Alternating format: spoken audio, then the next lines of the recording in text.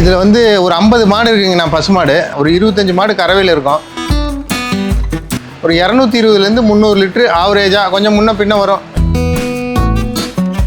15 கன்று வாங்கிட்டு வந்தாங்கண்ணா. அந்த 15 கன்று வாங்கிட்டு வந்து டெவலப் பண்ணதில் வந்த மாடுங்க தான் இது எல்லாமே.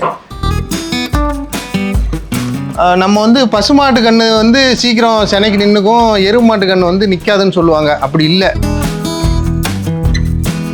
நம்ம பண்ணையிலங்கன்னா பூராமே நல்லா கார்ன் சைலேஜ் தான் போடுறோம். கார்ன் சைலேஜ் ப்ளஸ் குச்சி தீவனம், இது 2 மட்டும்தான் போடுவோம். நம்ம சைலேஜும் பண்ணிக்கிட்டு இருக்கிறேங்கண்ணா. பாருங்கள், பேல் எல்லாமே லோடு ஏற்றுறோம். கார்ன் சைலேஜ் மட்டும்தான் பண்ணுறோம். வந்து பங்கர் பண்ணி கொடுத்துறோம். ஒரு 100 டன்லேருந்து 1000 டன் வரைக்கும் பண்ணிக்கிட்டு தான் இருக்கோம். இதில் கொஞ்சம் ஃபேட்டேஷன் அப்போ கூடி வந்துருங்கண்ணா. ரெண்டாவது தீவன செலவு டோட்டலாக குறையும். இதில் ஒரு 3.5 கிலோ தீவனம் வச்சாமே இதுவே புல்லு பொழுதுக்குமே மாடு ஃப்ரீயாக விட்டலாம். மறுபடி சாயங்காலம் அதே மாதிரி 1 டைம் கொடுக்குற மாதிரி இருக்கும். இது கொடுத்துட்டாலே போதும், உங்களுக்கு ஒரு 20லேருந்து 25 லிட்டரு சாதாரணமாக வந்துடும்.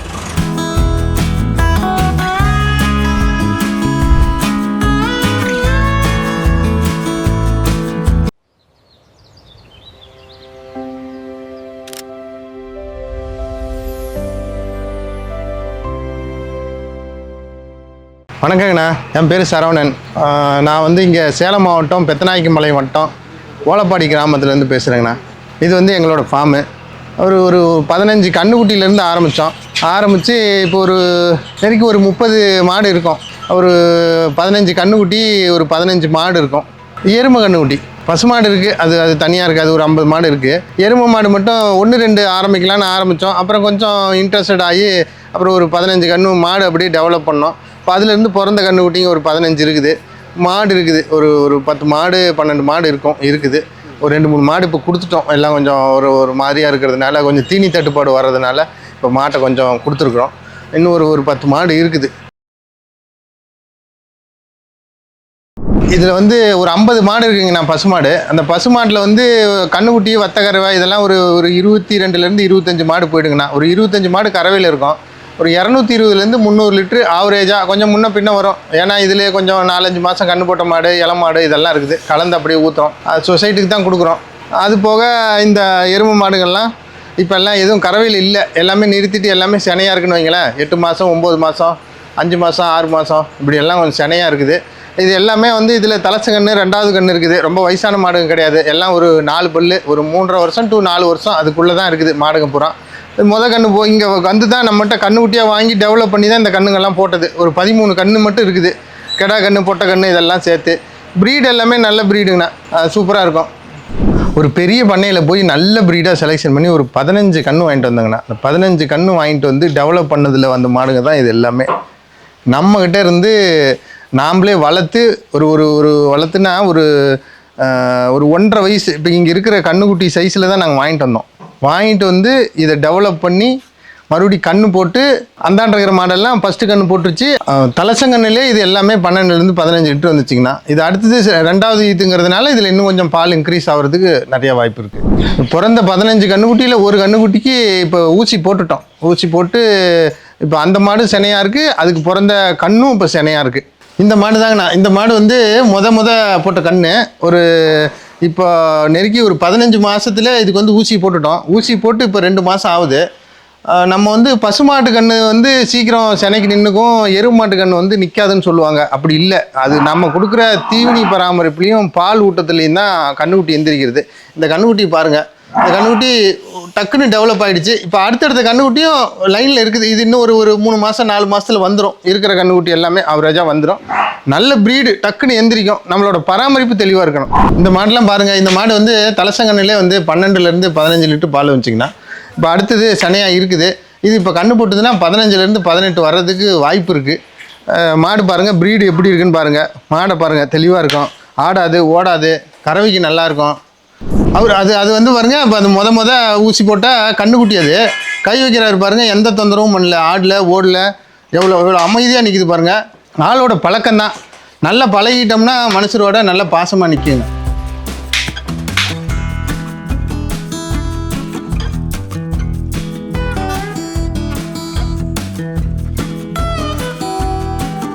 நம்ம பண்ணையிலங்கன்னா பூராமே நல்லா கார்ன் சைலேஜ் தான் போடுறோம். கார்ன் சைலேஜ் ப்ளஸ் குச்சி தீவனம் இது 2 மட்டும்தான் போடுவோம். மற்றபடி வேறு ஏதாவது இந்த தவிடு அரிசி மாவு இதெல்லாம் வாங்கிட்டு வந்து இந்த கலந்து போடுறது அது நம்மளால் மெயின்டைன் பண்ண முடியாது. நாங்கள் பண்ணுறதும் இல்லை.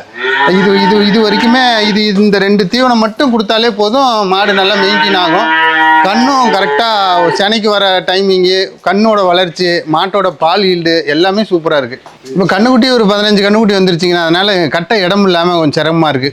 இப்போ இருக்கிற ஒரு 3-4 எருமை இப்போ கொடுக்குற மாதிரி ஒரு ஐடியாவில் இருக்கும். ஒரு 8-9 மாதம் 8 மாதம் இந்த மாதிரி ஒரு 2-3 எருமை இப்போ உடனே கொடுக்குற மாதிரி இருக்குது. ஏதாவது தேவைப்பட்டாலும் சொல்லுங்கள், பண்ணி கொடுத்துடலாம். நம்ம சைலேஜும் பண்ணிக்கிட்டு இருக்கிறேங்கண்ணா. பாருங்கள், பேல் எல்லாமே லோடு ஏற்றுறோம்.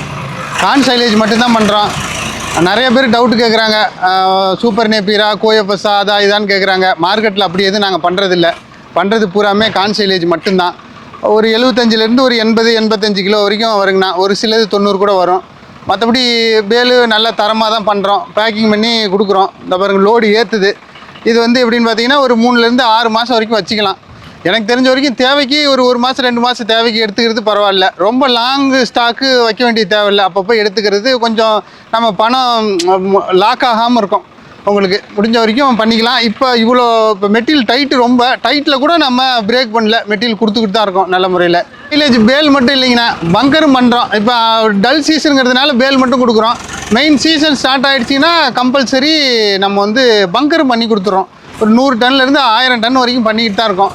லோக்கல்லையே இப்போ நெருக்கி ஒரு 40-50 பண்ணைக்கு பங்கர் போட்டுட்டு தான் இருக்கோம். பல்க் பர்ச்சேஸ்னால் பங்கர் போட்டுருவோன்னா, கொஞ்சம் நார்மலாக சின்ன ஃபார்மர்னால் பேல் கொடுத்துக்கிட்டு தான் இருக்கோம். ஆட்டு பண்ணை மாட்டு பண்ணை கம்பல்சரி. அதிகமாக பங்கர் மாட்டு பண்ணைக்கு போவோம். பேல் ஆட்டு பண்ணைக்கு தாங்கண்ணா போவோம்.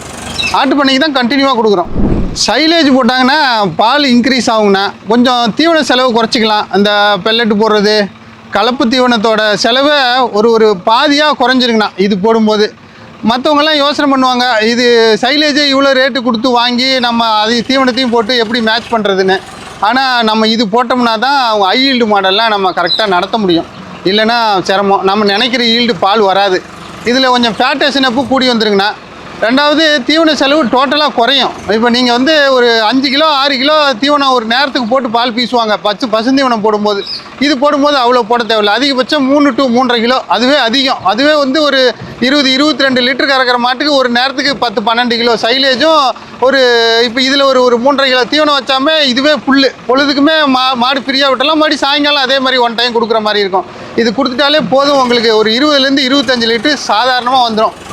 ஒரு கெப்பாசிட்டி ரொம்பலாம் சின்ன மாடுகள்லாம் வச்சு கறந்தாங்கன்னா கறக்க முடியாது. அது செலவு கூட தான் போகும். இப்போ சின்ன மாடுகள்லாம் கொடுக்கக்கூடாதுன்னு ஒன்றும் இல்லை, கொடுக்கலாம். நம்ம மாடு ஆரோக்கியமாக இருக்கும். மாடு நல்லா கொழுன்னு ஊட்டமாக வந்துடும். ரெண்டாவது ஃபார்மருக்கு செலவு இழுத்துக்கிட்டு போகும்போது அவங்களால அதை மெயின்டைன் பண்ணி நடத்த முடியாது. ஹை ஈல்டுக்கு போடும்போது உங்களுக்கு செலவும் ஆச்சுன்னா அதுக்குண்டான வருமானம் வந்துச்சுன்னா பேலன்ஸ் ஆகும். இப்போ சின்ன மாட்டிலலாம் உங்களுக்கு பால் ரொம்ப கம்மியாக இருக்கும், வருமானம் கம்மியாக இருக்கும், செலவு அதிகமாக இருக்கிற மாதிரி இருக்கும். நம்ம ரொம்ப நாள் நடத்த முடியாது. ரெண்டாவது இது இப்போ ஜல்லிக்கட்டு மாடுக்கெல்லாம் போடுறாங்க. இப்போ எங்கள்கிட்டே ஒரு மாடு இருக்குது. அந்த மாட்டெல்லாம் பார்த்தீங்கன்னா வெறும் சைலேஜ் தான். பிறந்ததுலேருந்து இது வரைக்கும் சைலேஜ் தான். மாடு செம்ம வாட்டமாக இருக்கும். அந்தாண்ட நிற்கிது பாருங்கள், அந்த தலைவில் நிற்கிற மாடு நல்லாயிருக்கும். வெறும் சைலேஜ் மட்டும்தான், வேறு எதுவுமே இல்லை. காலையில் 5 கிலோ, சாயங்காலம் 5 கிலோ. அது இந்த ஸ்டேஜுக்கு இப்போ 2 வருஷம் ஆகுது. அந்த மாடு ஒரு 5 கிலோ தான் கொடுக்குறோம். நேரத்துக்கு 5 கிலோ தான் கொடுக்குறோம். ஆனால் மாடு பக்காவாக வந்துருச்சு. மாடு இழுத்து கட்ட முடியாதுங்கண்ணா, பயங்கரமாக வரும். அது மாதிரி உங்களுக்கு லோ ஈல்டாக இருந்தாலும் செலவு பண்ணணும். மாடு நல்லா ஆரோக்கியமாக வச்சுக்கணும்னா சைலேஜ் போடலாம். மற்றபடி போடக்கூடாதுன்னு ஒன்றும் இல்லை. நான் ஏன் அதை சொல்கிறேன்னா, உங்களுக்கு லாங் ரன்னிங் போகும்போது உங்களுக்கு வருமானம் இருந்தால் தான் இதெல்லாம் நடத்தி இழுத்துட்டு போக முடியும். இல்லைன்னா போக முடியாது. ஹை ஈல்டு மாடு வச்சு பண்ண வச்சுருக்கிறவங்க, கமர்ஷியலாக போகிறவங்க சைலேஜை போட்டு தீவனம் போட்டு மெயின்டைன் பண்ணினா பக்காவாக மெயின்டைன் பண்ணலாங்கண்ணா, நல்லாயிருக்கும். டிரான்ஸ்போர்ட்டு நீங்கள் உங்களுக்கு வாடகை எப்படி இருக்கோ அது மாதிரி உங்கள் லோக்கல்லே உங்களுக்கு தெரிஞ்ச வண்டிங்க வாடகை மாதிரியாக இருந்து அனுப்புனா ஏற்றி விட்ருவோம். இல்லை இங்கேருந்தே அனுப்ப சொன்னாலும் இங்கே மார்க்கெட்டில் வண்டி எடுத்து ஏற்றி விட்ருவோம். அது தூரத்துக்கு ஏற்ற மாதிரி வாடகை முன்ன பின்ன வரும். கம்பெனின்னு வண்டி இல்லை, நம்ம வெளி வண்டி தான் பிடிச்சி ஏற்றுவோம். அதுக்கு முடிஞ்ச வரைக்கும் நீங்களே வண்டி அனுப்பிட்டீங்கன்னா உங்களுக்கு ஈஸியாக இருக்கும்.